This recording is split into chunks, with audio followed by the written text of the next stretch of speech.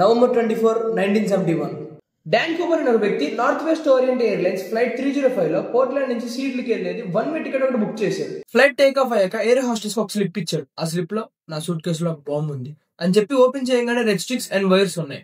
ఆవిడ వెంటనే భయపడి మీ డిమాండ్ ఏంటి అని అడగంగానే $200,000 అడిగాడు. అంటే ఇప్పట్లో $1.5 million. అండ్ సీటులో దిగంగానే ఒక ఫ్యూయల్ ట్రక్ రెడీగా ఉండాలని అడిగాడు. అండ్ విత్ 4 పారాషూట్స్ కూడా.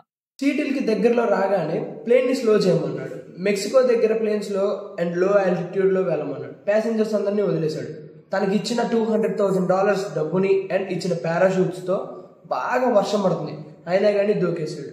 అండ్ ప్లేన్ సీట్ లో ల్యాండ్ అవ్వగానే కూపర్ లేడు. ఇది జరిగిన వెంటనే పోలీసులు సర్చ్ ఆపరేషన్ మొదలు పెట్టారు. తను ఎక్కడైతే ప్లేన్ నుంచి దూకేశాడో అక్కడ వెతికితే తన బాడీ క్లూస్, తన బాడీ గుర్తులు, తను ఎక్కడికి వెళ్ళాడు, తన డబ్బు ఏది, అసలు ఏమీ కనపడలా.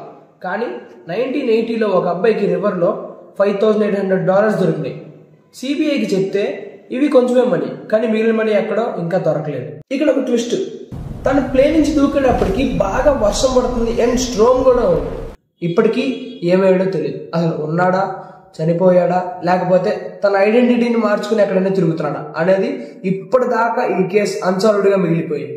మీరు చెప్పండి, డాన్ కూపర్ సేఫ్ గా ల్యాండ్ అయ్యాడా లేకపోతే వచ్చిన స్ట్రోమ్ లో కలిసిపోయాడా?